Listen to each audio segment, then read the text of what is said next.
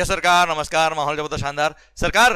CA final, CS final या CMA final में अगर आप हो तो सर शानदार वाला मजा आने वाला है आपका आपका क्योंकि अब हम लोग हर चैप्टर का रिवीजन करने वाले हैं यहाँ। एंड सर सारे lectures will be recorded with summary book जो हमने नया अभी रिलीज किया है बच्चों। सरकार सबसे पहली बात, दो तीन बातें रिवीजन करने से पहले, रिवीजन स्टार्ट करने से पहले बच्चों, सबसे पहला दीज आर रिवीजन लेक्चर्स। ओके, ये कोई फुल कोर्स बैच नहीं है, दीज आर रिवीजन लेक्चर। आपने ऑलरेडी इनडायरेक्ट टेक्स्ट पढ़ा हुआ है, आपकी विजन में ऑलरेडी, उसको हम रिवाइज कर रहे हैं। This will be very fast.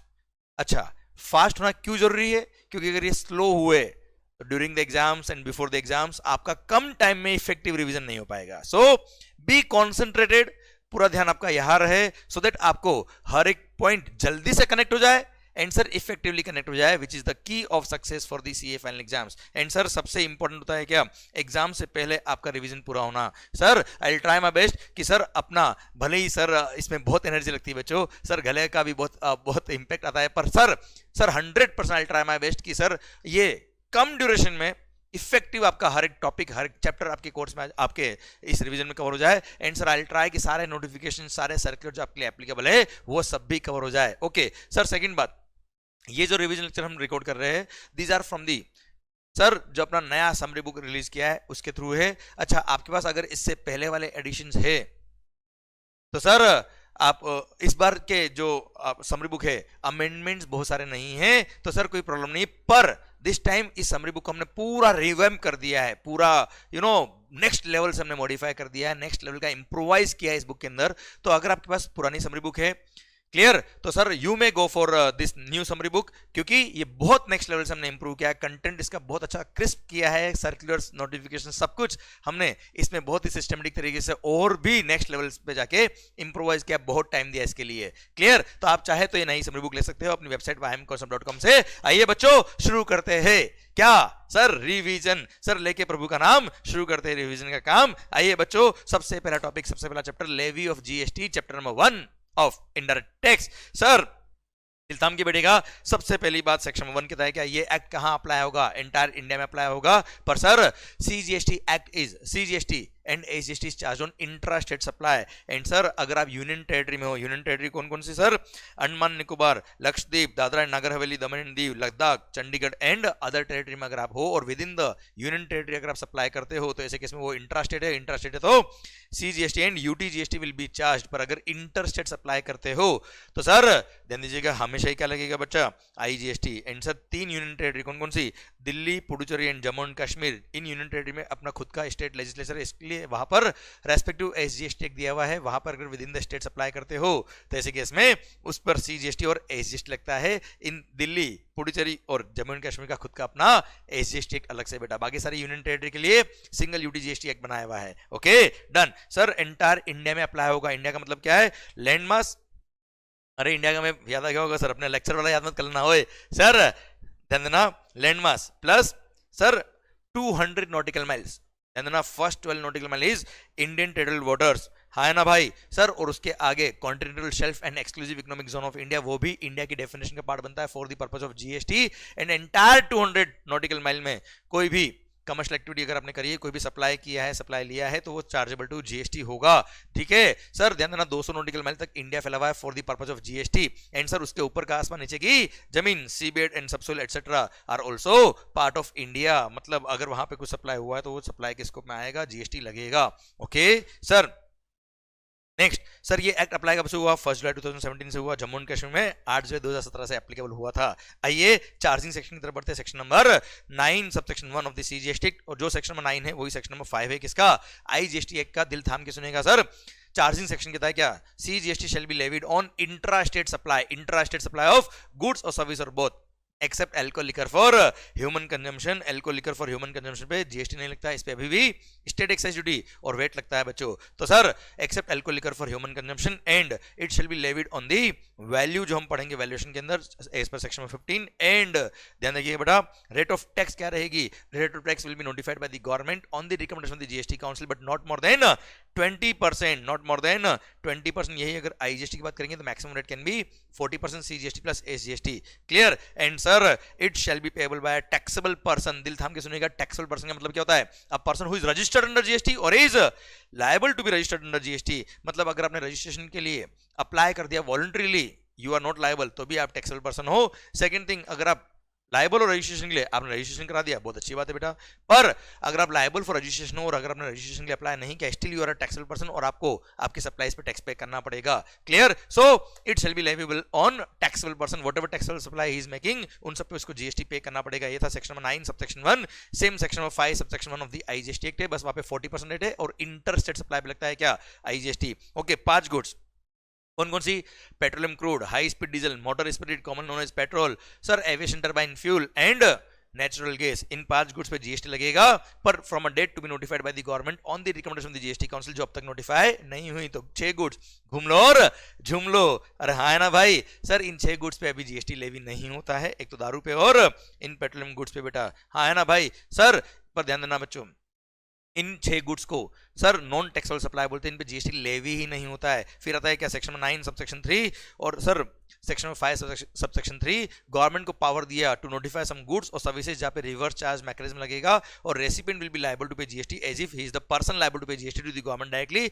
RCM का चैप्टर पढ़ेंगे तब हम पढ़ेंगे बात को कि कौन कौन सी सर्विसेज, कौन कौन सी गुड्स में आरसीएम लगता है। फिर सेक्शन नंबर 5494 क्या बोलता है बच्चों? सेम बिल्डर प्रमोटर को नोटिफाई किया हुआ है कि उसने वो अगर जीएसटी में रजिस्टर्ड है और उसने अनरजिस्टर्ड पर्सन से सीमेंट परचेज किया, कैपिटल गुड्स परचेज किया या अदर गुड्स नोटिफाइड गुड्स जो है वो अगर परचेज करी या नोटिफाइड सर्विसेज अगर उसने परचेज करी, तो ऐसे केस में सर रिवर्स चार्ज मैकेनिज्म में उस बिल्डर को प्रमोटर को टैक्स पे करना पड़ेगा। ये भी हम पढ़ेंगे चैप्टर नंबर 6 आरसीएम के टाइम पे बेटा। देन सर ध्यान देना बेटा, सर सेक्शन 9 सबसेक्शन 5 बोलता है क्या? Electronic commerce operator. अगेन अगर आपने notified services, at present 5 services notified है, वो सर्विसेज अगर आपने इलेक्ट्रॉनिक कॉमर्स ऑपरेटर के थ्रू सप्लाई करी तो ECO will be treated as if ECO is the supplier of such services. Clear? वो 5 सर्विसेज जैसे Ola, Uber etcetera, Swiggy, sir ये सब हम पढ़ेंगे कहाँ?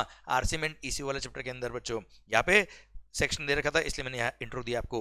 फिर सर ध्यान देना बेटा, जहां पे सप्लायर खुद लायबल होता है उसको बोलते हैं क्या? Forward charge mechanism. जहां पे रिवर्स चार्ज मैकेनिज्म लगता है वहां पे रेसिपिएंट लायबल होता है। And sir electronic commerce operator जो सेक्शन 9 सबसेक्शन 5 है वहां पर ईसीओ लायबल है as if ECO is the supplier, इसलिए उसको फॉरवर्ड चार्ज मैकेनिज्म बोलते हैं, रिवर्स चार्ज मैकेनिज्म नहीं बोलते हैं। Clear? ECO is forward charge mechanism. Then sir goods और सर्विसेज अगर आपने इंपोर्ट करी, ध्यान देना बेटा, sir section number 5 subsection 1 of the IGST act में सर 5 सेक्शन नंबर 5 सबसेक्शन 1 में एक प्रोवाइसो दे रखा है, उसने बोला है क्या? On import of goods custom will be levied, और कस्टम के साथ में क्या लगता है? सर आईजीएसटी लगेगा। तो सर ध्यान दीजिएगा बेटा, सेक्शन नंबर 5 सबसेक्शन 1 का प्रोवाइसो बोलता है क्या? At the time of import of goods जब कस्टम लगता है, कस्टम के साथ में आईजीएसटी भी लगेगा।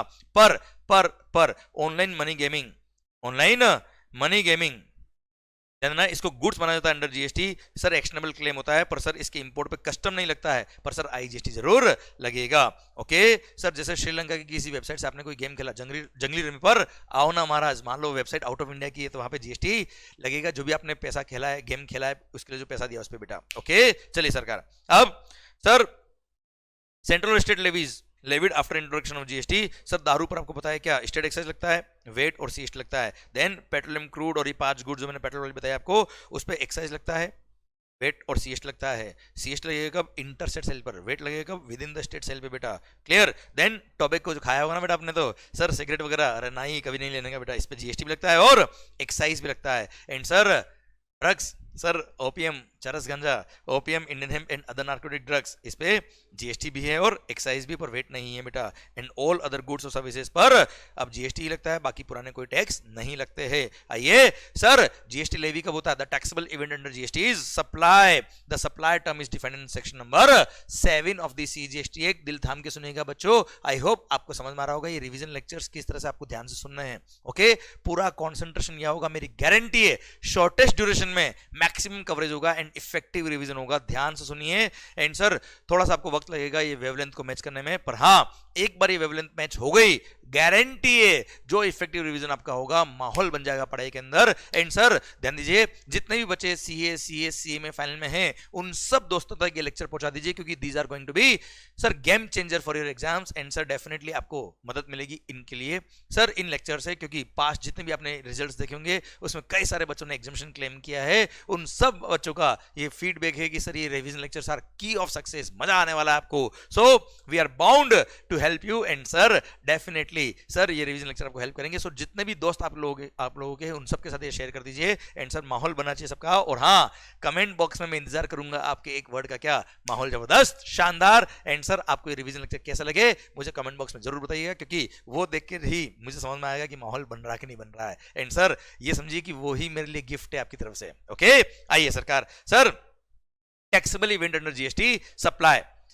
सर ध्यान देना सीधी बात, सप्लाई होगा तो जीएसटी लगेगा, no supply no GST obviously. इसलिए सप्लाई की डेफिनेशन को बहुत ही शिद्दत से डिफाइन करना बहुत जरूरी था, क्योंकि कोई भी ट्रांजैक्शन अगर सप्लाई के स्कोप से बाहर निकल गया तो जीएसटी ही लेवी नहीं होगा। Supply term is defined by section number 7। Section number 7 subsection 1 कहता है क्या, सप्लाई इंक्लूड्स, सप्लाई मीन्स नहीं लिखा, सप्लाई इंक्लूड्स मतलब तुम भी हो, सिर्फ तुम ही हो नहीं, याद आया। ओके तो sir supply includes clause number ए बोलता है क्या, all forms of supply, all forms of supply such as sale, exchange, barter, transfer, lease, licence, rental और डिस्पोजल ऑफ व्हाट, गुड्स और सर्विस और both when such supplies are made or agreed to be made by a person for a consideration in the course or furtherance of his business. Okay sir ये तो दे रखा है आपको क्या, section number 7 का direct portion बेटा पूरा। Okay और फिर ये सेक्शन जहां खत्म हो रहा है वहां पर आपको एनालिटिकल डिस्कशन दे रखा है। मैं यहां से ओपन करता हूं सो दैट आपको जल्दी से रिवाइज होगा कंटेंट और सारे उसके एग्जांपल भी आपको रिवाइज हो जाएंगे। Okay sir section number 7 subsection 1 clause number A जो मैंने पढ़ा,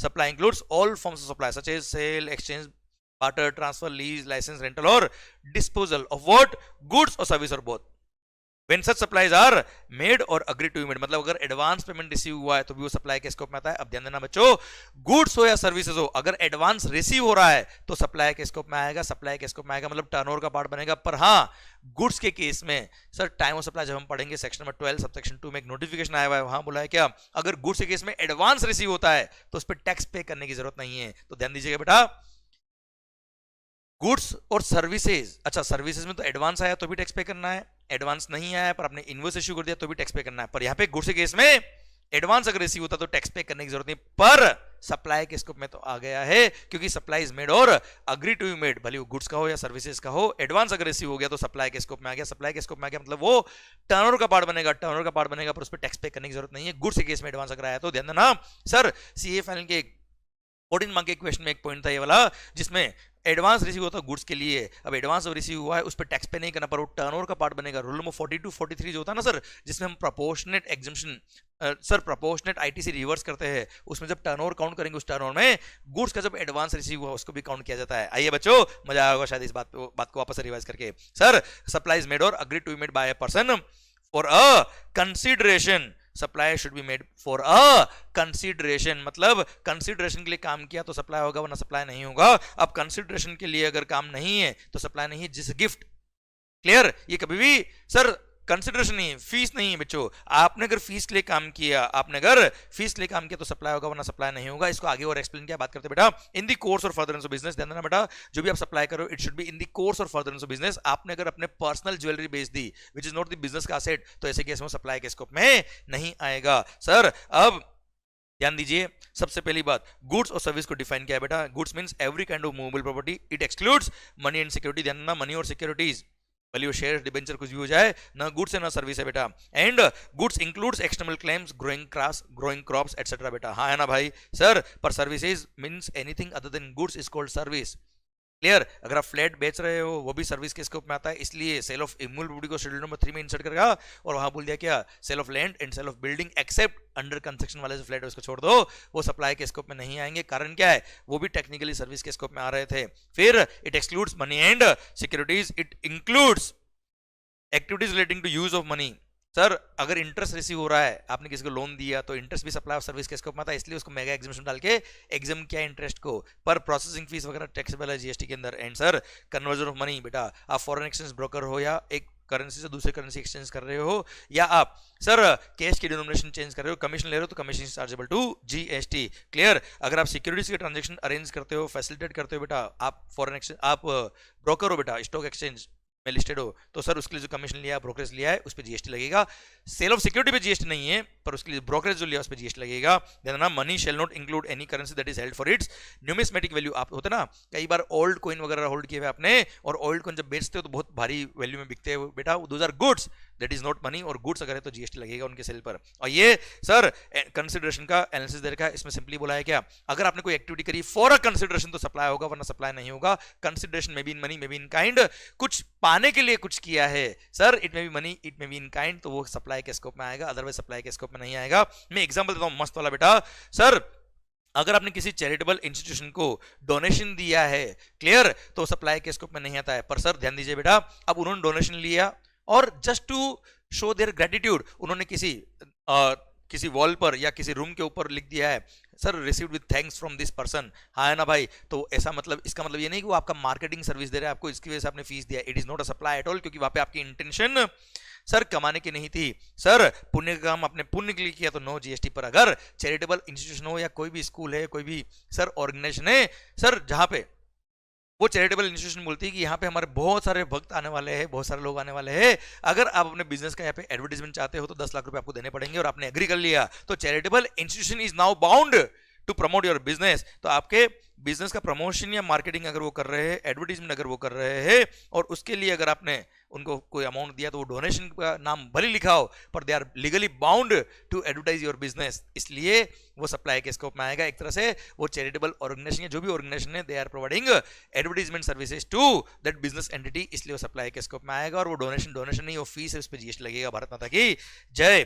clear. In the course of furtherance of business का मैं एग्जांपल दे चुका हूं, जैसे दीपिका पादुकोण ने अपनी पर्सनल ज्वेलरी बेच दी, तो सर ऐसे केस में वो सप्लाई के स्कोप में नहीं आएगा। पर अगर वही ज्वेलर होती या अपने बिजनेस के एसेट को अगर बेच रहा होता वो लोग, तो ऐसे केस में सप्लाई के स्कोप में आएगा। और ध्यान रखना बेटा, बिजनेस के स्कोप में आने के लिए भले आपके बिजनेस में वॉल्यूम नहीं है, फ्रीक्वेंसी नहीं है, कंटिन्यूटी नहीं है, रेगुलरिटी नहीं है, कोई बात नहीं, पर अगर कमाने का इंटेंशन था तो ऐसे केस में बिजनेस के स्कोप में आएगा। एक चीज मैं बताता हूं आपको, ना बेटा, भले ही आप चलो कमाने का इंटेंशन भी नहीं है तो भी सर वो बिजनेस के स्कोप में आएगा। अगर आप सर उसको सेल ऑफ वोकेशन कर रहे हो, सेल ऑफ गुड्स कर रहे हो, सर्विसेज कर रहे हो, even as a vocation, clear, sir चलेगा, पर वो सप्लाई के स्कोप में आएगा, बिजनेस के स्कोप में आएगा। जैसे एग्जांपल, कोई चार्टर्ड अकाउंटेंट है, उसने पेंटिंग बना के बेचा है, पेंटिंग बना के बेचा है ना बेटा, भले वो साल में 2 पेंटिंग ही बेचता है, क्लियर, वो भी बिजनेस के स्कोप में आएगा। ये मैंने एग्जांपल यहां दे रखा है बेटा आपको, क्लियर। आइए सर नेक्स्ट है क्या, ये था section number 7 subsection 1 clause number ए। Section number 7 subsection 1 clause number double ए बोलता है क्या, अनइनकॉर्पोरेटेड एओपी बीओआई और उसके मेंबर्स जो है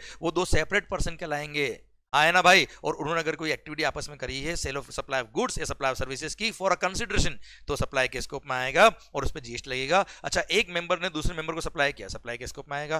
क्लब ने या ज्वाइंट वेंचर ने मेंबर को सप्लाई किया है, उससे मेंबरशिप फी ली है, सप्लाई के स्कोप में आएगा। या फिर मेंबर ने क्लब को सर्विसेज दी है, ज्वाइंट वेंचर को सर्विस दी है, वो सप्लाई के स्कोप में आएगा, फीस लिया है तो बेटा, ठीक है, डन। अच्छा ध्यान रखना बेटा, सर जॉइंट वेंचर या इस तरह के क्लब वगैरह जो होते हैं, वो जो कंट्रीब्यूशन लेते हैं आपसे उसको बोलते हैं कैश कॉल। और अगर कैश कॉल रेवेन्यू नेचर का है, मेंबरशिप फी वगैरह है, या सेल ऑफ गुड्स या सर्विसेज के लिए, तो सप्लाई के स्कोप में आएगा, जीएसटी लगेगा। पर अगर वो कैपिटल कंट्रीब्यूशन के नेचर में है, इन्वेस्टमेंट आप कर रहे हो, वो कोई फीस नहीं दी है, तो ऐसे केस में that's a pure transaction in money, और सर मनी पे जीएसटी नहीं लगता।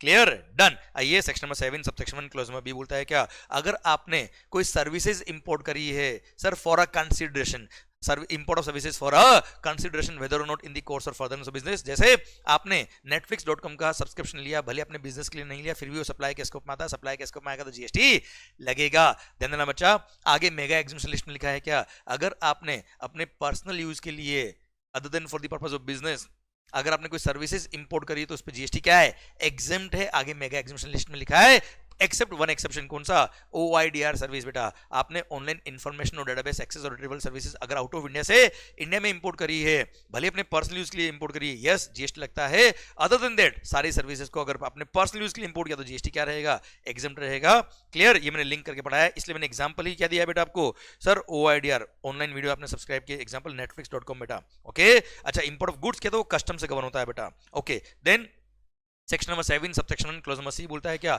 अगर कंसिडरेशन नहीं भी है, तो भी वो सप्लाई के स्कोप में होगा अगर वो ट्रांजेक्शन कहाँ कवर है, शेड्यूल नंबर 1 में कवर है। और एट प्रेजेंट शेड्यूल नंबर 1 में 4 पैरास दिए हैं, 4 ट्रांजेक्शन है जहां पे कंसिडरेशन नहीं भी है तो भी सप्लाई होगा। पैरा नंबर 1 बोलता है क्या, परमानेंट ट्रांसफर और disposal of the assets of the business where ITC has been availed, मतलब आपने किसी गुड्स के परचेज पर आईटीसी लिया था और उसको परमानेंटली डिस्पोज ऑफ कर दिया बाद में, तो सप्लाई के स्कोप में आएगा, although it is without consideration. अच्छा, मैंने उसके लिए एक शानदार चार्ट बना रखा है सिंपल सा, जिससे आपको और भी क्लैरिटी मिलेगी। अगर आपने कोई लैपटॉप परचेज किया अपने बिजनेस के लिए, उस पे आपने परचेज पे आईटीसी अवेल नहीं किया था, आपने अगर आईटीसी अवेल नहीं किया था और अगर आपने उसको विदाउट कंसिडरेशन बेच दिया, तो सीन section number 7 subsection 1 clause number A में भी नहीं आ रहा है। ए बोलता है फॉर कंसिडरेशन होना चाहिए बेटा, डबल ए एओपी बीओई वाला है बेटा, बी बोलता है इंपोर्ट ऑफ सर्विस के लिए बोलता है बेटा, और clause number C without consideration में बोला है अगर परचेज पे अगर आपने आईटीसी लिया है तो ही वो सप्लाई के स्कोप में आता है, इसलिए वो सप्लाई के स्कोप में नहीं आएगा, कोई जीएसटी नहीं लगेगा। पर अगर आपने आईटीसी नहीं भी लिया पर अगर आप फॉर कंसिडरेशन बेचा है तो वैसे भी सेक्शन नंबर 7(1)(a) में आ जाता है वो और सप्लाई के स्कोप में आएगा। क्लियर। और अगर आपने लैपटॉप की परचेज पे आईटीसी लिया था और अगर आपने इसको सेल किया विथ और विदाउट कंसिडरेशन, विथ कंसिडरेशन अगर सेल किया होता तो वैसे भी सेक्शन नंबर 7(1)(a) में आ जाता, और विदाउट कंसिडरेशन अगर है तो क्लोज नंबर सी में आ जाएगा, पैरा नंबर 1 में आ जाएगा। वहां बोलता है क्या, अगर परचेज पे जीएसटी पे करके उसका आईटीसी लिया और उस असेट को अगर आपने परमानेंटली डिस्पोज ऑफ कर दिया तो सप्लाई के स्कोप में आएगा, ऑल्दो आपने कंसिडरेशन नहीं लिया। क्लियर। पैरा नंबर 2 बोलता है क्या, सप्लाई ऑफ गुड्स और सर्विस और both by a person to his related person or a distinct person in the course or furtherance of business. अपने बिजनेस के लिए अगर आपने अपने रिलेटेड पर्सन को कोई गुड्स या सर्विसेज सप्लाई करी है, भले ही सर वो विदाउट कंसिडरेशन है, वो सप्लाई के स्कोप में आएगा। सेकंड, डिस्टिंक्ट पर्सन को सप्लाई किया, जैसे स्टॉक ट्रांसफर किया आपने बेटा, क्लियर, वो सप्लाई के स्कोप में आ जाएगा, although it is without consideration. ध्यान देना बेटा, जीएसटी में रिलेटेड पर्सन को डिफाइन किया है सर, पर इसमें सबसे इंपॉर्टेंट बात जो ध्यान रखनी होती है आपको, family means the spouse and children of the person and parents, grand parents, brother sister of the person if they are wholly or mainly dependent on this said person. या मैंने लिखा है क्या, अटेंशन, ये लोग कौन, parents, grand parents, sister, brother, ये आपके रिलेटेड तभी होंगे if they are wholly or mainly dependent on the person बेटा, तभी जाके रिलेटेड होंगे, अदरवाइज रिलेटेड नहीं है। बाकी ये डिपेंडेंसी वाला पॉइंट कहीं पे भी नहीं है। क्लियर। कई बार क्वेश्चन बनता है सर, वहां पे लिखा होता है क्या, आपका भाई आउट ऑफ इंडिया है जो लॉयर है और आपका बिजनेस इंडिया में है, तो कोई किस पे डिपेंडेंट नहीं है बेटा, वो रिलेटेड के स्कोप में आएंगे ही नहीं बच्चों। ओके ठीक सर।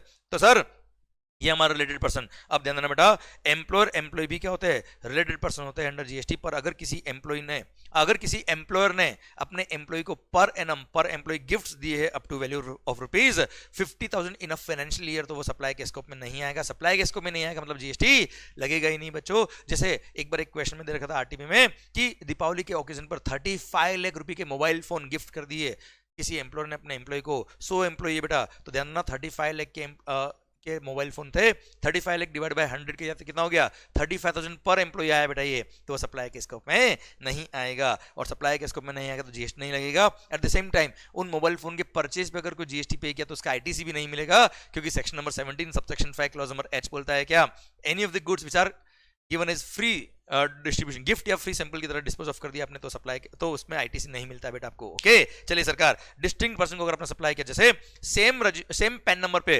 मल्टीपल रजिस्ट्रेशन नंबर अगर आपने ले रखे with in the same state या दूसरे स्टेट में अगर आपका एस्टेब्लिशमेंट है, डेफिनेटली आपने रजिस्ट्रेशन नंबर दूसरा ले रखा होगा, तो same registration number, same PAN number पे multiple registration numbers are called distinct person. और डिस्टिंक्ट पर्सन को अगर आपने सप्लाई किया कोई भी गुड्स या सर्विस और both without any consideration in the course or furtherance of business, supply के स्कोप में आएगा। एग्जांपल के लिए स्टॉक ट्रांसफर या branch transfer of the goods. ध्यान देना बच्चा, with in the same state multiple location है आपके, पर अगर आपने सिंगल रजिस्ट्रेशन ले रखा है तो ऐसे केस में सर एक प्लेस को प्रिंसिपल प्लेस दिखाया, दूसरे प्लेस को एडिशनल प्लेस दिखाया, अगर आपने वहां पे स्टॉक ट्रांसफर किया तो वो डिस्टिंक्ट पर्सन है ही नहीं, सप्लाई के स्कोप में नहीं आएंगे। पर अगर आपने रजिस्ट्रेशन नंबर अलग लिया होता तो सप्लाई के स्कोप में आता। पर हाँ, दूसरे स्टेट में अगर आपकी ब्रांच होती, डेफिनेटली सर दूसरे स्टेट में अगर आपकी ब्रांच है तो डेफिनेटली आपने रजिस्ट्रेशन नंबर दूसरा ले ही रखा होगा, और वहां अगर आपने दूसरे पर्सन को सप्लाई किया मतलब डिस्टिंक्ट पर्सन को सप्लाई किया है, सप्लाई के स्कोप में आएगा, although it is without consideration. यही मैंने आपको चार्ट के फॉर्म में भी दे रखा है बच्चों। आइए इसके रिगार्डिंग सर्कुलर भी थे, वो बता देता हूं मैं आपको बच्चा। जैसे एयरलाइंस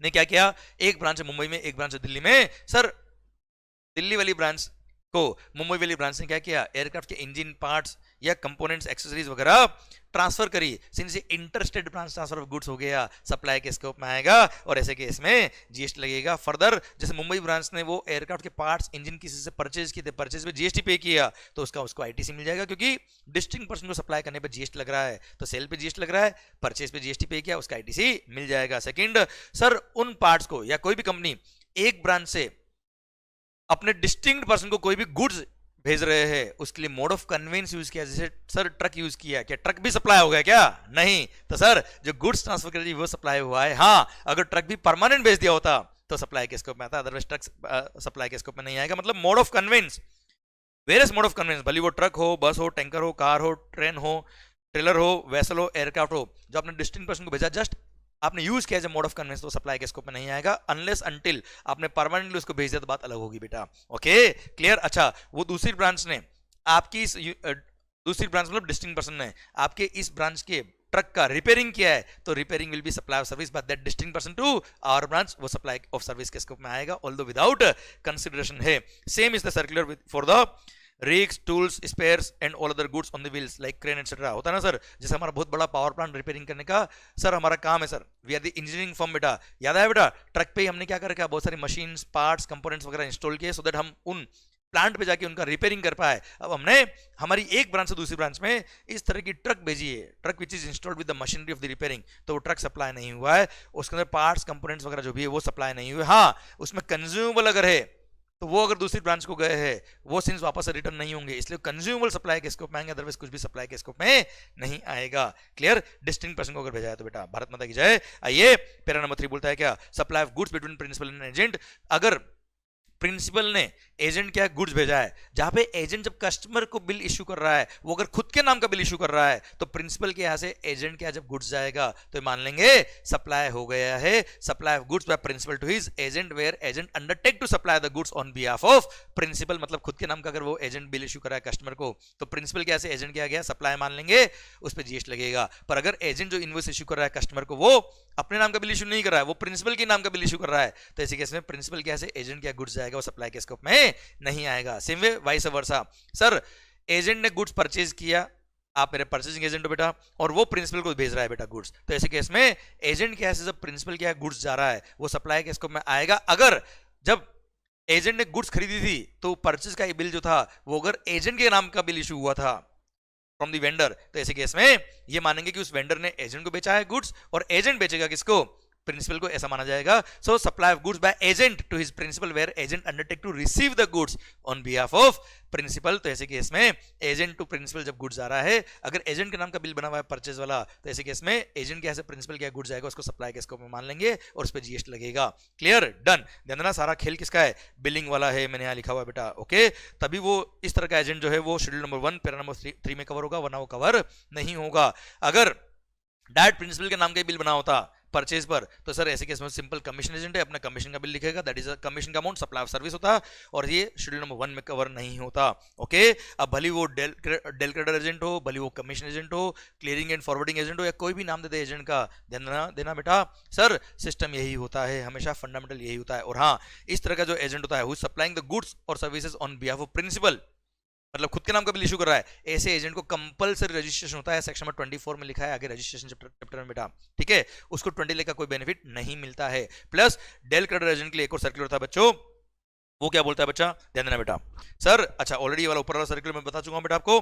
डेल क्रेडिटर एजेंट का मैंने यहाँ एग्जांपल भी दे रखा है, सर्कुलर भी दे रखा है, मैं तुम्हें समझाता हूं। सिंपल सा पॉइंट ये, डेल क्रेडिटर एजेंट क्या करता है, अपने कस्टमर्स को उधार देता है। मान लो सपोज 3 महीने का क्रेडिट दिया उसने अपने कस्टमर्स को, तो सर जब कस्टमर को उसने उधार दिया होगा तो उससे कस्टमर से वो क्या करता है, over and about the price कुछ इंटरेस्ट रिकवरी करता है। सपोज 1 करोड़ का गुड सप्लाई किया एजेंट ने किसको, कस्टमर को, उस पे 3% 3 महीने का उधार दिया, तो 1% पर मंथ मतलब 3%, 3 लाख रुपए वो इंटरेस्ट रिकवरी कर रहा है कस्टमर से। अब सर क्वेश्चन आता है क्या वो 3 लाख वैल्यू का पार्ट बनेगा कि नहीं बनेगा, इट डिपेंड्स कि क्या वो एजेंट शेड्यूल 1 में कवर होने वाला एजेंट है कि नहीं है। अगर प्रिंसिपल के यहां से एजेंट क्या गुड्स आ रहा है और एजेंट जब कस्टमर को गुड्स बेच रहा है वो खुद के नाम का अगर बिल इशू करता है, तो ऐसे केस में agent is the supplier to the customer, और एजेंट अगर कस्टमर को बेच रहा है गुड्स, मतलब सर उसने 1 करोड़ के अलावा any value over and about the price, जैसे इंटरेस्ट, डिलेड पेमेंट चार्जेस अगर लिया है तो वैल्यू का पार्ट बनता है। हमने वैल्यूएशन के चैप्टर में पढ़ा है सेक्शन 15 सबसेक्शन 2 में। और सर ऐसे केस में वैल्यू का पार्ट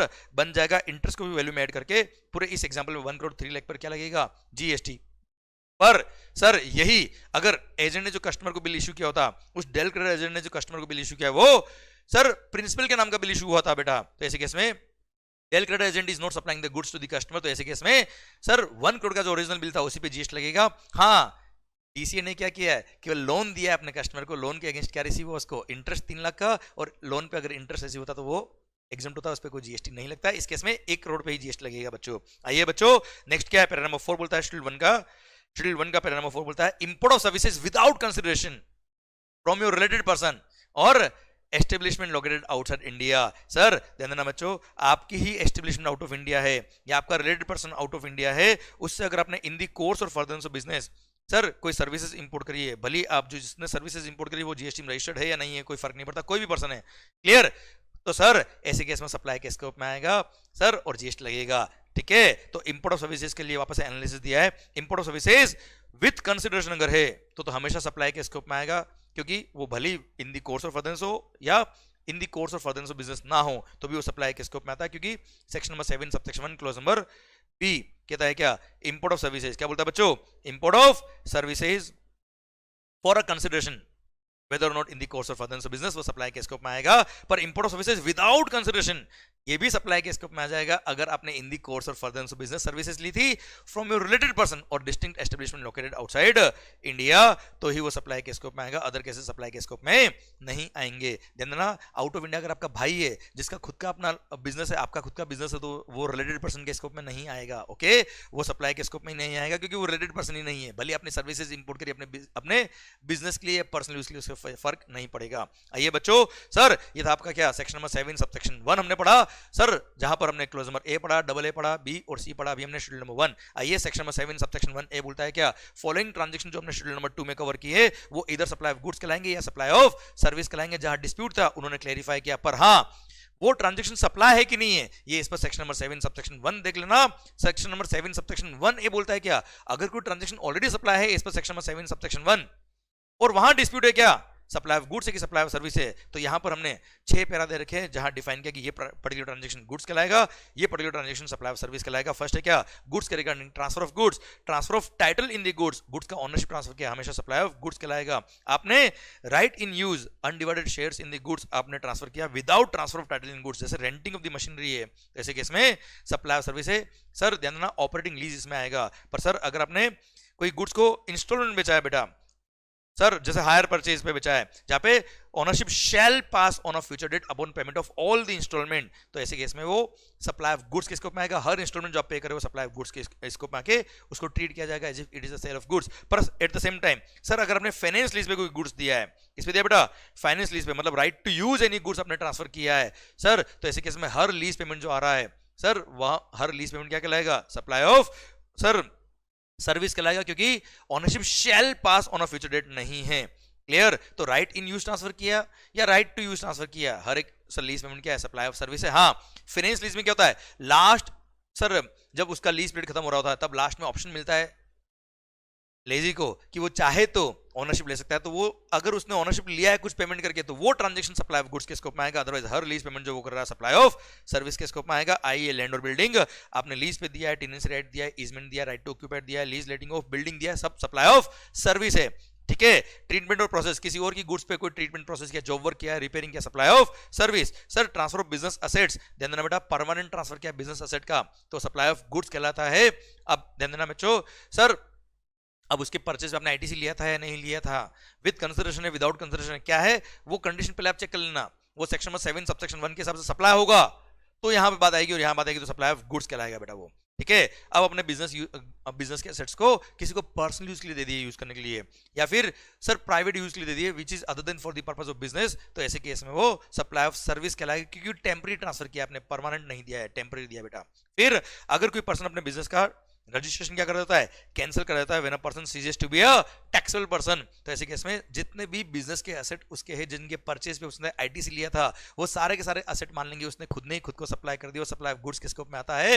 एंड सर ध्यान देना इसके 2 एक्सेप्शन है। फर्स्ट क्या, अगर आपका business as a going concern continue हो रहा है बाय अनदर पर्सन या फिर बाय योर लीगल रिप्रेजेंटेटिव्स, तो ऐसे केस में सर मेरे रजिस्ट्रेशन कैंसिल करके कोई और कंटिन्यू कर रहा है तो गवर्नमेंट को कोई लॉस नहीं हो रहा है, इसलिए वो सप्लाई के स्कोप में नहीं आता है। Otherwise when a person ceases to be a taxable person, तो जितने भी गुड्स पर उसने परचेस पे आईटीसी लिया था वो सारे के सारे गुड्स मान लेंगे उसने खुद ने ही खुद को सप्लाई कर दिए, सारे कैपिटल गुड्स, सारे इनपुट वगैरह, सारे फाइनल गुड्स जो बने हुए सारे खुद ने खुद को सप्लाई कर दिए मान लेंगे। और हमने सर सेक्शन 29 सबसेक्शन 5 और 6 पढ़ा हुआ है, वहां पर ओपन मार्केट वैल्यू पे जो जीएसटी बनता है वो, या उनके परचेज पे जो आईटीसी लिए आपने लिया था वो, विच एवर इज हायर, इतना आपको आईटीसी पे करना पड़ता है, इतना आपको जीएसटी पे करना पड़ता है। ऐसा हमने आईटीसी वाले चैप्टर में भी पढ़ा है बेटा। आइए बच्चों, सर पैरा नंबर 5 ये क्या है सर? 6 पॉइंट इसमें दे रखे, सब सप्लाई ऑफ सर्विस है। फर्स्ट क्या है? Renting of immovable property is supply of service. भले वहां पर इफेक्टिव कंट्रोल पोजीशन ट्रांसफर किया है नहीं किया कोई फर्क नहीं पड़ रहा है, अगर प्रॉपर्टी का आपने रेंट लिया है तो ऐसे केस में सप्लाई ऑफ सर्विस के स्कोप में आएगा। Second sir, under construction building.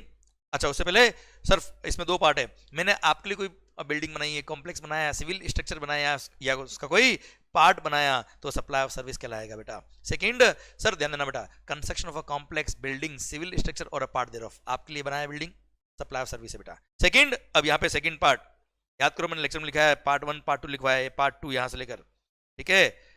Part 2 क्या बोलता है? मैंने अपने लिए कोई बिल्डिंग बनाया, मंगल टावर्स। अरे आलिया भट्ट की फ्लैट की बुकिंग करी थी मैंने, अरे हाँ ना, कैटरीना कैफ, आलिया भट्ट, कियारा आडवाणी, हाँ ना भाई सर।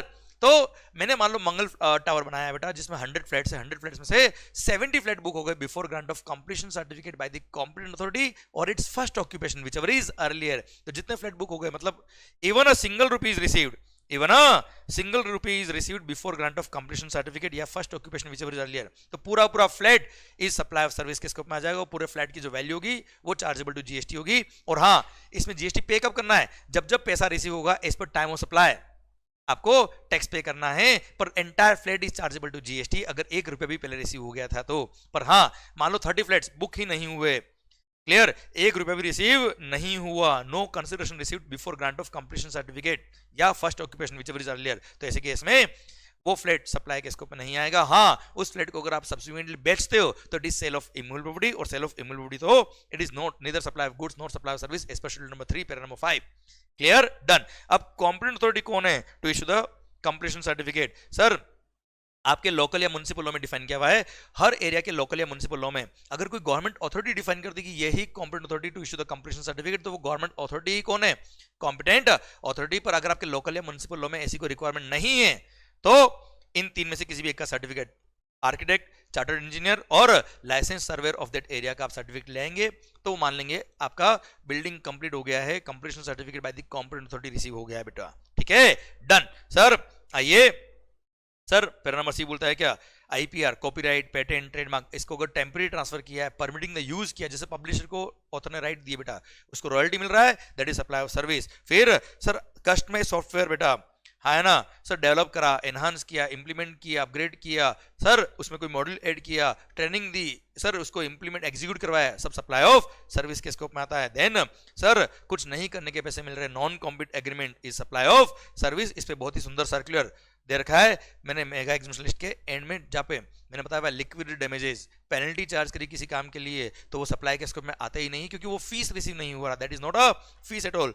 पर non compete agreement, obligation to sorry agreeing to the obligation to refrain from an act, to tolerate an act or a situation or to do an act is a supply of service। इसके बारे में detail में बात करेंगे, कहाँ वो circular आएगा तब। सरकार फिर वर्क्स कॉन्ट्रैक्ट में अगर कोई इमूवेबल प्रॉपर्टी का नया कंस्ट्रक्शन कर रहा हूँ, रिपेयर रिनोवेशन कर रहा हूँ, इंस्टॉलेशन कर रहा हूँ, कुछ भी कर रहा हूँ, वहां पे मटेरियल प्लस लेबर अगर दोनों मेरा है तो ऐसे केस में वो सप्लाई कहलाएगा क्या? Works contract. पर अगर प्योर लेबर का काम कर रहा होता तो वो कहता था क्या? कंस्ट्रक्शन सर्विस बच्चों। जहाँ पे मटेरियल प्लस लेबर दोनों है वो सप्लाई ऑफ सर्विस के स्कोप में आएगा सर, ऑल्दो इसमें मटेरियल भी इन्वॉल्व है।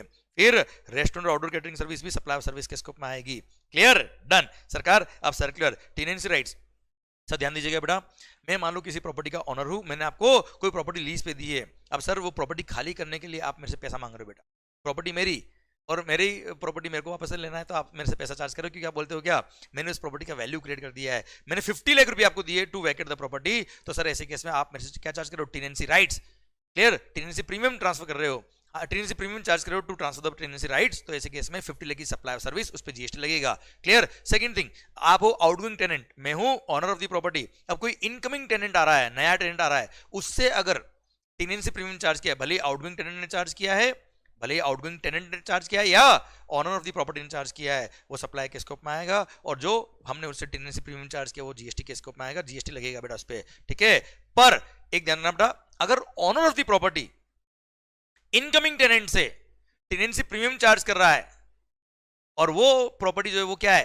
रेजिडेंशियल ड्वेलिंग है और उसको वो ले रहा है रेंट पे, किसके लिए? फॉर यूज एज रेजिडेंस, और वो जो पर्सन है, जो टेनेंट आ रहा है, इनकमिंग टेनेंट, वो अगर अनरजिस्टर्ड जीएसटी में, तो ऐसे केस में ऑनर ने जो टेनेंसी प्रीमियम लिया है उस पर जीएसटी नहीं लगेगा, पर आउटगोइंग टेनेंट ने अगर टेनेंसी प्रीमियम लिया तो जीएसटी हमेशा लगता है बेटा। ठीक है, तो renting of residential dwelling for use as residence to an unregistered person is exempt from GST. इस वजह से ऑनर ने जो उससे टेनेंसी प्रीमियम चार्ज किया है उस टेनेंसी प्रीमियम पे जीएसटी नहीं लगेगा, अगर वो रेजिडेंस पर्पस के लिए ले रहा है प्रॉपर्टी और वो अनरजिस्टर्ड है तो बेटा। अदरवाइज आउटगोइंग टेनेंट अगर टेनेंसी प्रीमियम ले रहा है तो हमेशा जीएसटी लगेगा, और अगर वो कमर्शियल प्रॉपर्टी होती तो भले ही ओनर चार्ज करे या आउटगोइंग टेनेंट चार्ज करे, हमेशा जीएसटी लगता है टेनेंसी प्रीमियम पे बेटा। आइए बच्चों, सर कोई गुड्स आपने आउट ऑफ इंडिया से मंगाई, किसमें? लीज पे बेटा। तो लीज पे मंगाइए, भले फाइनेंस लीज हो या ऑपरेटिंग लीज हो, आपको पता है वो सप्लाई सर्विस के स्कोप में आएगा और उस पर जीएसटी लगेगा, आईजीएसटी लगेगा रिवर्स चार्ज मैकेनिज्म में। पर हाँ, eight the same time customs act में नोटिफिकेशन देके बोल रखा है क्या, सिंस से टेम्पररी इंपोर्ट हो रहा है तो इस पे कस्टम्स नहीं लगेगा, कोई कस्टम ड्यूटी पे करने की जरूरत नहीं है। सर आइए section number 7 sub section number 2 बोलता है क्या, sir following transaction shall be neither supply of goods not supply of service. उसमें क्लोज नंबर ए और clause number B, clause number B बोलता है क्या, क्लोज नंबर ए बोलता है क्या, शेड्यूल नंबर 3 रेफर करिए, शेड्यूल नंबर 3 में बोला है क्या, वो सारी activities which are neither supply of goods not supply of service, कोई जीएसटी नहीं लगेगा। फर्स्ट बोलता है क्या, services by an employee for his employer in the course of or in relation to his employment, तो सप्लाई के scope में नहीं आएगा। पर मान लो आप किसी कंपनी के डायरेक्टर हो बेटा, in the capacity of director, अगर आपको डायरेक्टर सेटिंग फीस मिल रही है जिसपे प्रोफेशनल फी का 194J का आपका टीडीएस कट रहा है, तो ऐसे केस में जो फीस मिल रहा है वो in the capacity of employee नहीं मिल रहा है, तो ऐसे केस में उस अमाउंट पे जीएसटी लगता है। और फर्दर रिवर्स चार्ज मैकेनिज्म में वो कंपनी या body corporate will be liable to pay GST to the government directly under reverse charge mechanism. Clear? पर सर यही अगर आप होल टाइम डायरेक्टर हो और आपको कोई सैलरी मिल रहा है in the capacity of employee जिस पर सैलरी वाला टीडीएस कट रहा है बच्चों, जीएसटी प्रोफेशनल फी वाला टीडीएस नहीं है, 192 सेक्शन का टीडीएस है, तो ऐसे केस में वो in the course of employment आपको सैलरी मिल रही है उस पर जीएसटी नहीं लगेगा। ठीक है, अच्छा आप इंडिपेंडेंट डायरेक्टर हो मान लो, तो डेफिनेटली आप एम्प्लॉय हो ही नहीं सकते, वहां पर तो 194J का ही टीडीएस करता है, 194J का टीडीएस मतलब प्रोफेशनल फी है, और ऐसे केस में जीएसटी लगेगा, रिवर्स चार्ज में कंपनी को टैक्स पे करना पड़ेगा।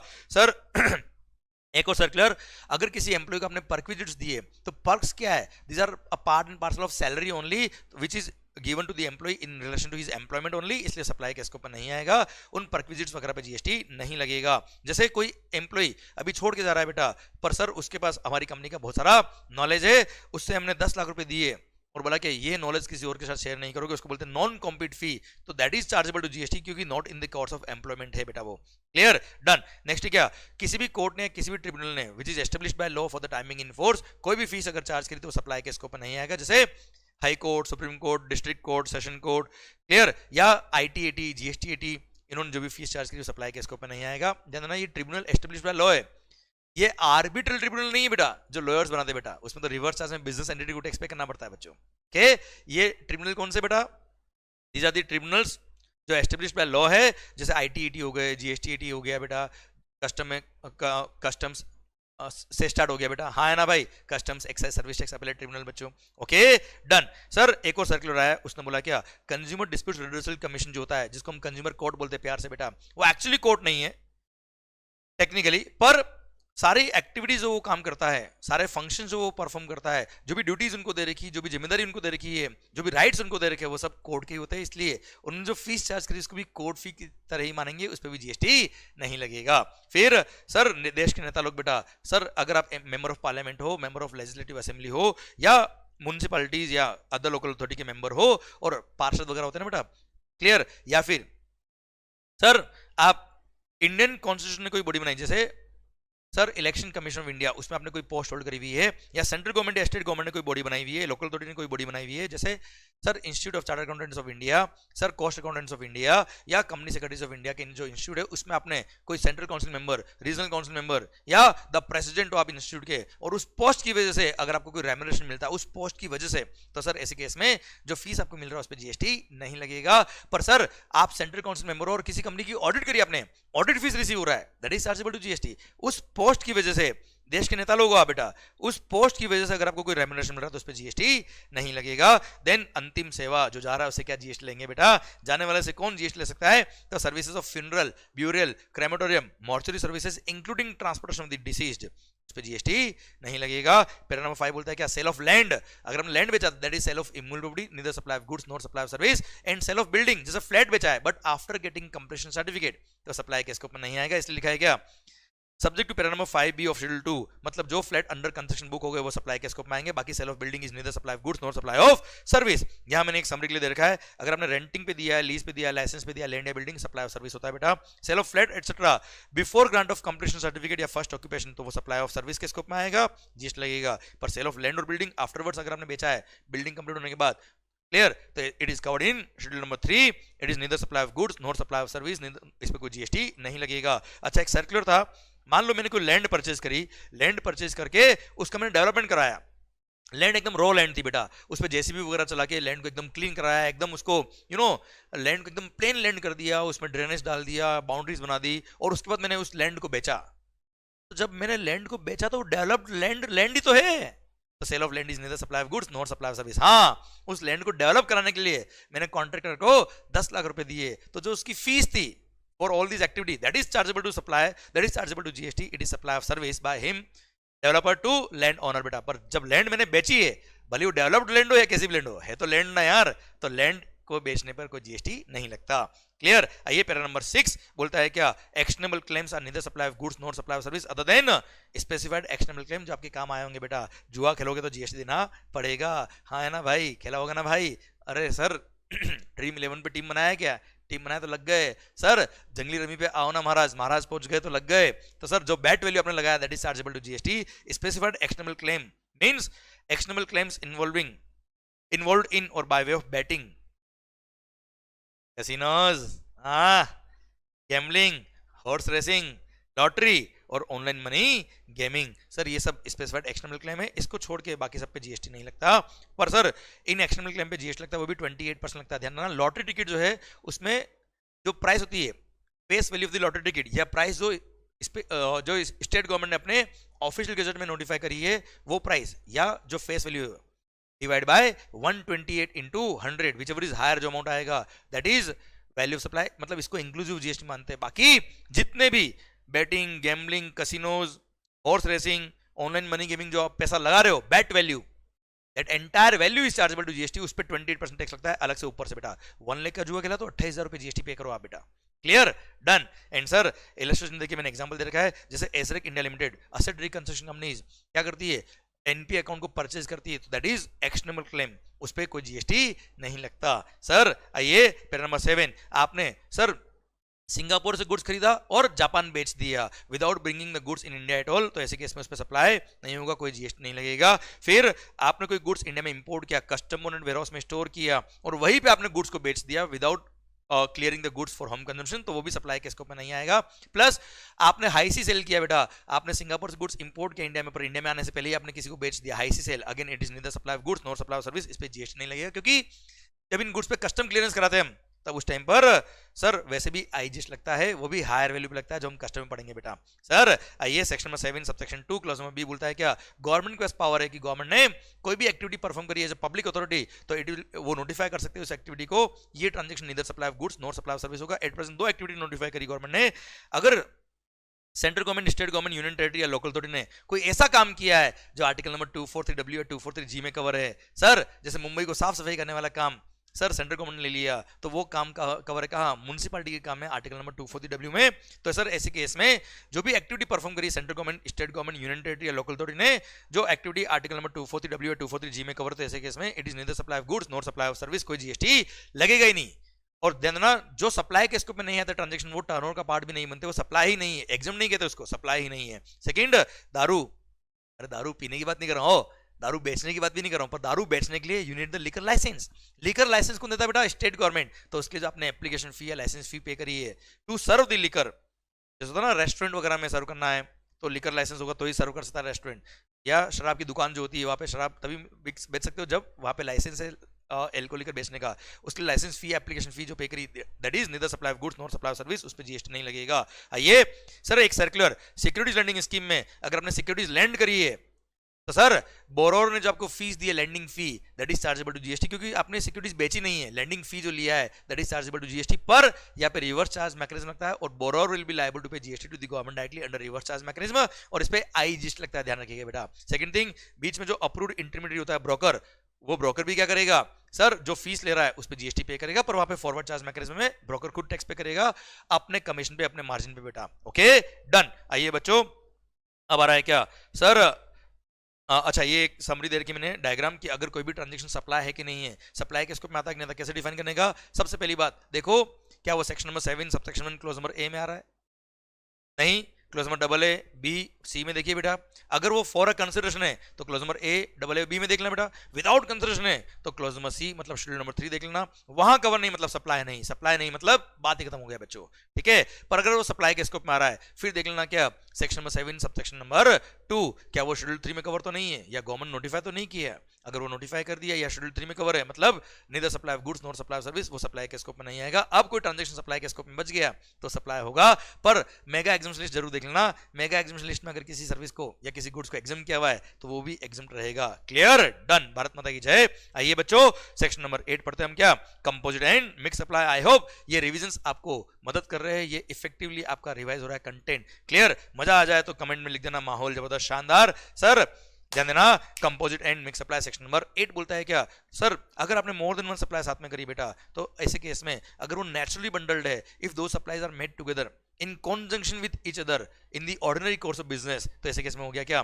Composite supply. और उसमें उस केस में उस पूरे बंडल में जो प्रिंसिपल एलिमेंट है एंटायर बंडल को हम उसी में क्लासिफाई कर देंगे, और सर उस पे जो रेट ऑफ टैक्स लगता है उस अकॉर्डिंग ही टैक्स लगेगा, उसको बोलते हैं क्या प्रिंसिपल सप्लाई बेटा। And sir mix supply whenever more than one supplies are made together in not in conjunction with each other, पर sir ordinary course of business में साथ में सप्लाई नहीं होता है, पर आपने सिंगल प्राइस चार्ज किया है, आया ना भाई, तो ऐसे केस में द गुड्स और service which gives it highest liability हम उसमें क्लासिफाई कर देंगे पूरे बंडल को, और उस अकॉर्डिंग टैक्स लग जाएगा। इसको बोलते हैं क्या मिक्स सप्लाई। क्लियर, एग्जांपल के लिए यहाँ देखिए, जैसे आपने कोई गुड सप्लाई करी, हाँ ना भाई, मैं जैसे मार्केट बेचता हूँ बेटा, मैंने आपको गुड्स बेचा है, आपके होम डिलीवरी कराया है, घर पे गुड्स मैंने डिलीवर कराया है, तो इसमें मैंने 1000 रुपये पर मार्केट चार्ज किया प्लस 100 रुपये डिलीवरी चार्ज ले लिया, तो ये 1100 रुपये क्या है sir, it's a composite supply, और ऑर्डिनरी कोर्स ऑफ बिजनेस में साथ में सप्लाई होता है। तो ऐसे केस में ये प्रिंसिपल एलिमेंट क्या है, सेल ऑफ मार्कर्स, और सेल ऑफ मार्कर में पूरा 1100 क्लासिफाई कर देंगे, और जो मार्कर पर रेट ऑफ टैक्स होगा उस अकॉर्डिंग टैक्स लग जाएगा। Second thing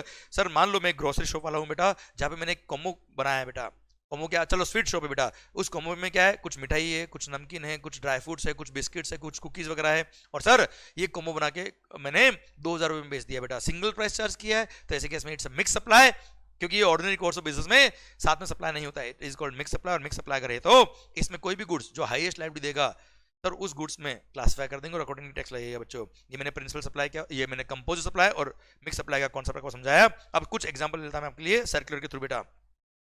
clarification regarding transportation services provided by GTA. अब सर ट्रांसपोर्टर क्या करता है, कई बार sir packing unpacking loading unloading और ट्रांसपोर्टेशन सर्विस साथ में देता है बेटा, ये तो उसके लेकर उसने सिंगल बिल इशू किया है और सर बिल में सिंगल प्राइस चार्ज किया, तो it's a composite supply. Principal element क्या है, ट्रांसफर ऑफ गुड्स, उसमें क्लासिफाई करेंगे। पर हाँ उसके तो सेपरेट कॉन्ट्रैक्ट है या एक ही इनवॉइस के अंदर उसने अलग अलग चार्जेस लिए, तो respective value, respective tax, respective classification, बात खत्म बेटा, ठीक है। And sir retreading of tyres, sir retreading of tyre में क्या होता है, पुराने टायर को रिफर्बिश करके नए टायर बनाते बेटा, तो वो उसकी फैक्ट्री मेरी है, आपने पुराने टायर दिए, मैं नए टायर बना रहा हूँ, अब उसमें रबर भी मेरा, जो वायर्स वगैरह लग रहे हैं, जो भी गुड्स लग रहे हैं वो सब भी मेरी और लेबर भी मेरा, पर इसमें principal it's a composite supply. Principal element क्या है सर, सप्लाई ऑफ सर्विस, इसलिए इसको सप्लाई ऑफ सर्विस में क्लासिफाई करेंगे। अब सर अगर आपने रीट्रेडेड टायर बेच दिए, मैंने टायर बना के दे दिया, अब आपने बेचा है, तो sale of retreaded tyre is sale of goods. फिर सर बस बॉडी बिल्डिंग, ध्यान देना बेटा, टैरिफ के अंदर इसको डिफाइन किया है। और बस बॉडी बिल्डिंग क्या होता है, मान लो कोई ट्रक आपने हाईवे पे देखी होगी जिसपे केवल ड्राइवर का केबिन बना हुआ, बाकी ट्रक की बॉडी नहीं है, इंजन वगैरह सब कुछ है बेटा, तो ऐसे केस में मैं बस का बॉडी बिल्डिंग करता हूं, तो ऐसे केस में मटेरियल भी मेरा है, लेबर भी मेरा है, पर इसको सप्लाई ऑफ सर्विस मानते हैं, it's a composite supply. Principal element supply of service. अब प्रिंटिंग कॉन्ट्रैक्ट एग्जाम में भी आ चुका है बेटा कई बार, ये printing contract are supply of are composite supply. अब इसमें जैसे बुक प्रिंट कराते हैं हम बेटा, फोटोकॉपी भी शॉप पे भी आपने कई बार फोटोकॉपी कराया होगा, तो वहां पे क्या होता है, जो प्रिंटर होता है, पेपर भी उसका, इंक भी उसका, सारे गुड्स भी उसके, और प्रिंटिंग करने की सर्विस भी उसकी। तो ऐसे केस में क्या होगा, it depends, it's a composite supply, क्योंकि ऑर्डिनरी कोर्स ऑफ बिजनेस में साथ में सप्लाई होता है, गुड्स प्लस लेबर ये वाला। पर अगर आप books, pamphlets, brochure, annual report and the like print करा रहे हो, तो यहाँ पे principal element is supply of service, printing service is more essential, supply of service में क्लासिफाई करेंगे। पर यही अगर आपने printed envelopes, letter cards, printed boxes, tissues, napkins, wallpaper etcetera, जिसपे आपका लोगो, नाम, ब्रांड नेम कुछ लगा हुआ है, तो यहाँ पे principal element is supply of goods, तो सप्लाई ऑफ गुड्स में हम क्लासिफाई करेंगे इसको बेटा।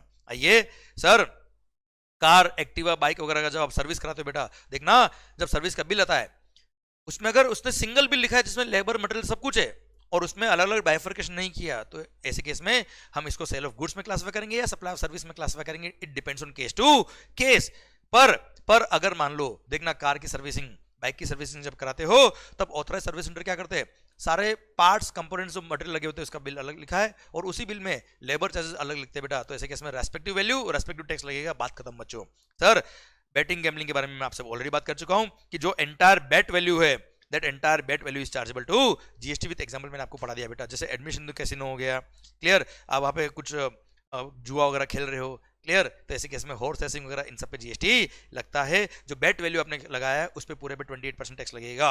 आइए sir, taxability, clarification taxability of cost petroleum. Sir ध्यान देना बेटा, मान लो मैं एक लीजी हूं, मेरे को गवर्नमेंट से लाइसेंस मिल गया, I am a oil exploration production contractor, जिसको लाइसेंस मिल गया गवर्नमेंट से टू एक्सप्लोर और माइन द पेट्रोलियम बेटा। अब ऐसे केस में जब पेट्रोलियम में एक्सप्लोर करता हूं, तो सर ध्यान देना, मेरी बहुत सारी कॉस्ट इन्वॉल्व होती है इन एक्सप्लोरिंग द पेट्रोलियम, ऑयल वगैरह बेटा, ठीक है। अब मैंने जब ऑयल निकाला है उसमें मेरी कॉस्ट इन्वॉल्व हुई है, अब ये सारा पेट्रोल वगैरह मेरे को सरेंडर करना पड़ता है गवर्नमेंट को, उसके लिए मैंने सर अब सरेंडर किया, अब सारी कॉस्ट तो मेरी लगी बेचा। तो ऐसे केस में गवर्नमेंट क्या करता है, मेरे को कुछ पेट्रोलियम दे देता है in the form of to recover my cost and my profit. तो ऐसे केस में उसको बोलते हैं क्या, कॉस्ट पेट्रोलियम। क्या बोलते हैं बच्चा उसको, कॉस्ट पेट्रोलियम। तो सर यहाँ पे सर्कुलर आके बोलता है क्या वो मेरे को फीस मिली है, am I providing services to government, जिसकी वजह से गवर्नमेंट मेरे को कॉस्ट पेट्रोलियम दे रहा है। Answer is no. तो cost petroleum is not a supply, not a consideration received by the contractor from the government, clear, he is not providing any service to the government, वो independently अपना business कर रहा है, वो तो oil surrender करना पड़ता है उसको गवर्नमेंट को, और एक पोर्शन ऑफ ऑयल उसको मिलता है to recover his cost and profit. इसके लिए सर ये कॉस्ट पेट्रोलियम जो इसको बोलते हैं, this cost petroleum is not chargeable to GST at all, इस पे कोई जीएसटी नहीं लगता, क्लियर, डन। एंड सर ध्यान देना बेटा, जितना अच्छा, अब क्या होता है, जब मेरे को ये कॉन्ट्रैक्ट मिलता है तो कुछ रॉयल्टी मेरे को गवर्नमेंट को पे करना पड़ता है। अब रॉयल्टी जो मैं गवर्नमेंट को पे कर रहा हूं उस पर जीएसटी लगता है बेटा, क्लियर। पर जितनी royalty in the form of petroleum में गवर्नमेंट को दे रहा हूं उस पे जीएसटी नहीं लगता। वो अगेन सर्कुलर देके गवर्नमेंट ने क्लेरिफाई करके बोला, उस पे अलग से एग्जम्पशन देके बोला क्या, it is exempted from GST. हाँ है ना भाई, जितना मैं प्रॉफिट शेयर कर रहा हूं गवर्नमेंट के साथ में, क्लियर, उस पे जीएसटी नहीं लगता, वो एग्जम्प्ट है जीएसटी से।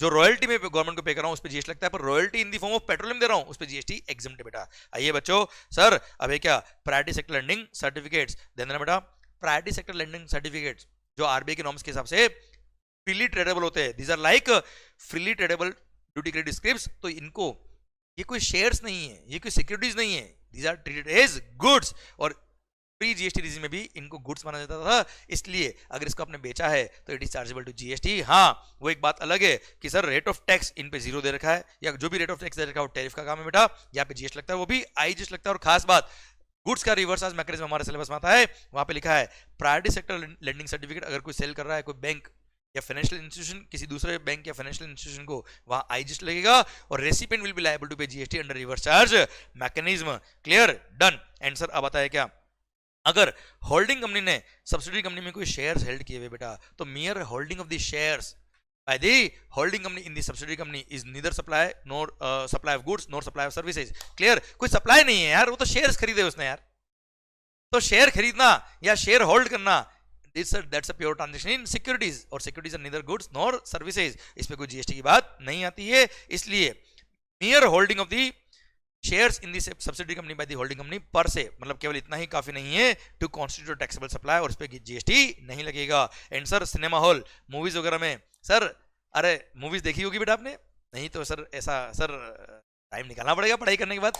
तो सर अगर सिनेमा हॉल में आप मूवी देखने गए, वहां देखना बेटा सर काउंटर लगे होते जहाँ पे पॉपकॉर्न, सर अरे हाँ है ना, नाश्ता मिलता है ना, समोसा, जैसे ना कोल्ड ड्रिंक वगैरह, तो फूड एंड बेवरेजेस जो सप्लाई होता है सिनेमा हॉल में, उसको किस में क्लासिफाई करेंगे? अगेन बोला है क्या, रेस्टोरेंट सर्विस में ही क्लासिफाई होगा। रेस्टोरेंट का मतलब ये नहीं होता कि बहुत बड़ा रेस्टोरेंट होना चाहिए सर, कोई भी फूड के लिए कोई भी ईटिंग जॉइंट जो होता है उसको रेस्टोरेंट बोलते हैं, रेस्टोरेंट सर्विस में क्लासिफाई करेंगे। हाँ, अगर मान लो आपको मूवी का जो टिकट था, उस टिकट के अंदर भी टिकट मान लो था कितने का, 500 रुपये का, इसमें एक लार्ज बॉक्स ऑफ पॉपकॉर्न भी इंक्लूडेड है, तो सर ऐसे केस में इट्स अ कंपोजिट सप्लाई, और कंपोजिट सप्लाई है तो प्रिंसिपल एलिमेंट क्या है, पॉपकॉर्न खाने गए क्या, तो मूवी देखने गए, तो exhibition of cinema is the principal supply, उसमें क्लासिफाई करेंगे अगर वो कॉम्बो था तो।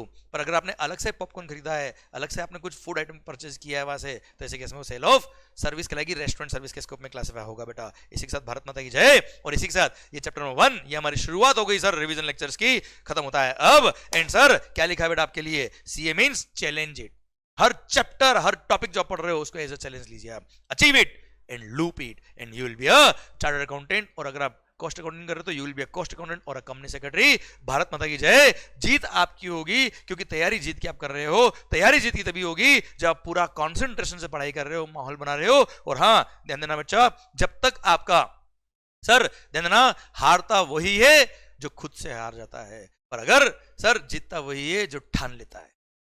क्लियर? तो सर जब तक तोड़ेंगे नहीं तब तक छोड़ेंगे नहीं, and we are there for you for your success. माहौल बनेगा शानदार वाला, हर चैप्टर को शानदार वाला रिवाइज करेंगे, और ये नई समरी बुक बहुत ही कमाल की है, एंड सर आपको मजा आएगा। आई होप अगर लेक्चर में आपको मजा आया तो sir I am expecting a comment in the comment box, and please do share with your friends also. माहौल जबरदस्त शानदार, बाय बाय, टेक केयर, मिलते हैं नेक्स्ट लेक्चर के अंदर, बाय बाय।